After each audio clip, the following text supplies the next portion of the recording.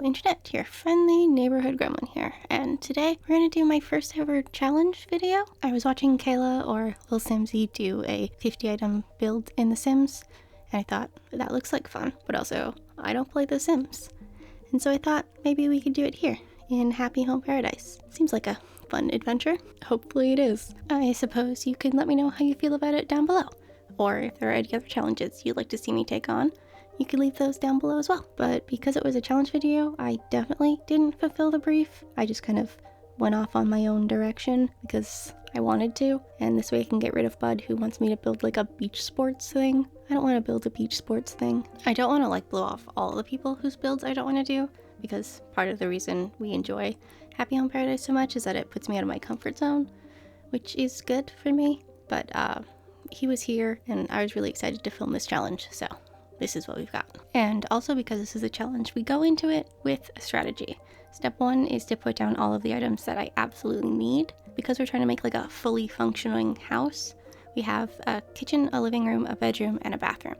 So I put down all of the items I absolutely must have, which was shockingly only like 8 items. So I don't know, maybe I should have done 25. I did end up to get like, I guess, a technically fully functional inside with only 25 items. So maybe we should have done 25 instead of 50, but I still had to make sacrifices and it is absolutely not where I would have made it otherwise. So I suppose it's still a challenge. Again, I'm like new to challenges, so this is kind of our first foray into it. If I'm doing it wrong, let me know. Maybe we should go over sort of like what I set as guidelines. Essentially, if I had to pull the item from the catalog, it counts as an item. So like bushes and trees and flowers and partition walls and columns, all items. But fences and pathing and the wreath on the house outside, not items. So, I mean, fairly straightforward. I think it seems reasonable, and for the video's sake, I did try to keep it as close to one room at a time as I could, but also, as I'm sure you will understand, I did have to sort of go back and forth a little bit. I do get a little bit ambitious, and we add in sort of like a home office, which I mean is really only 3 items: desk, chair, typewriter, and also I forgo a television for a second couch because I thought it was nice. And then we'll head upstairs, where I did lose a little bit of the sort of wallpaper choosing stuff. I did try to do this as a live build with me originally, and that didn't work out so well. So we moved to a voiceover, but I'm assuming I was just imagining I was going to skip all of that, so we just sort of stopped recording for a bit. Another one of my sort of strategies was to keep the walls really busy, so we didn't have to add a bunch of like wall decor to sort of fill it out, which works better up here than it does downstairs. We are going to end up with some wall decor downstairs. Here, the only wall items we have are the shower and the towel rack, so kind of better. I don't know. We also put a bookcase in, because why the hell not? Here we are trying to make a good bed choice, because again, the other items were just sort of like placeholder items, and this is where we realized that it's kind of small, but also the sort of bisection of the room was one of the things that got me really excited about doing this build.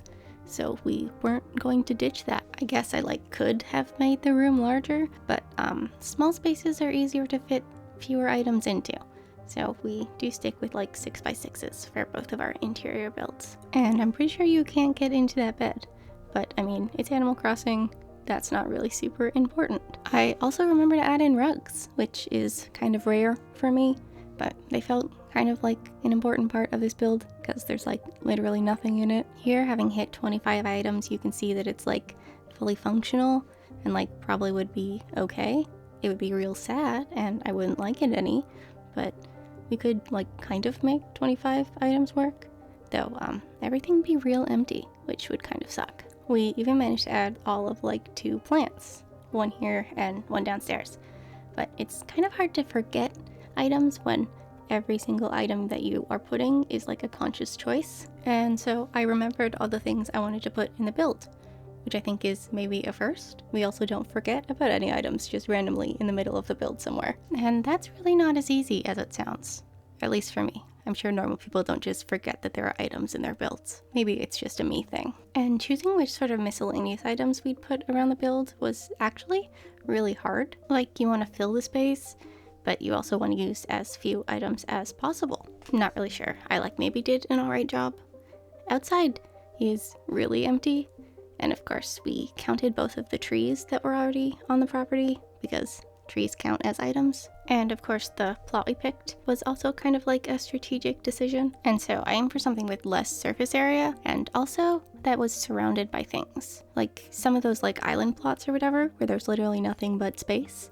Those really weren't going to work for this kind of challenge because it's just like a vast expanse of nothingness. Here, if it's sparse, it kind of matches the background a little bit, which is nice. The exterior is definitely the hardest part, at least for me, someone who doesn't do great exteriors on a good day. Trying to do it with very limited items was kind of hard. Also, I cannot tell you why we put the retro transportation stop there. I guess it fills up a lot of space and I just kind of liked it. I think that the spooky fence is maybe my favorite fence now because I'm using it everywhere, but also it's just like a black wrought iron fence, kind of exactly what I wanted in my life. And maybe the pumpkin motif is more obvious to other people, but I genuinely just regularly forget that it is there all the time, so it doesn't feel like a Halloween or fall specific kind of fence to me. And then the last few things we add outside are a lantern and a little book to have like a little place to read casually, I suppose. I don't know, maybe I'm the client for this house because this is definitely the place I would live. And then the bed up against the wall makes sense because I need my bed to be up against the wall. I don't know how people handle that otherwise. I came to do sort of like the final look around the living room before we sort of did the reveal, and I decided I couldn't live without wall art. So while our item count is above 50 at this moment here, we're going to go outside and rectify that problem. And then we will be back at 50 and have fulfilled the challenge. Even if having to remove the bushes from in front of the stairs really breaks my heart, wall art was just more important. And we do give Bud his outfit early today. That's just because I could not handle a Hawaiian shirt and sunglasses in the reveal. So we just didn't. He looks much better like this anyway, at least in my opinion. If any of you want to try this challenge, please do tag me down below. I'd love to see your results. I'm just kind of a nosy bitch like that. Or just leave a comment about how you think I managed to do the challenge or other challenges you might like to see me do in the future, or literally anything at all. And if you've liked the build or just had a good time hanging out with me, you could hit the like button. And if you think you might like to do this again sometime, you could hit that subscribe button. But I guess I'll see y'all on Thursday. Goodbye!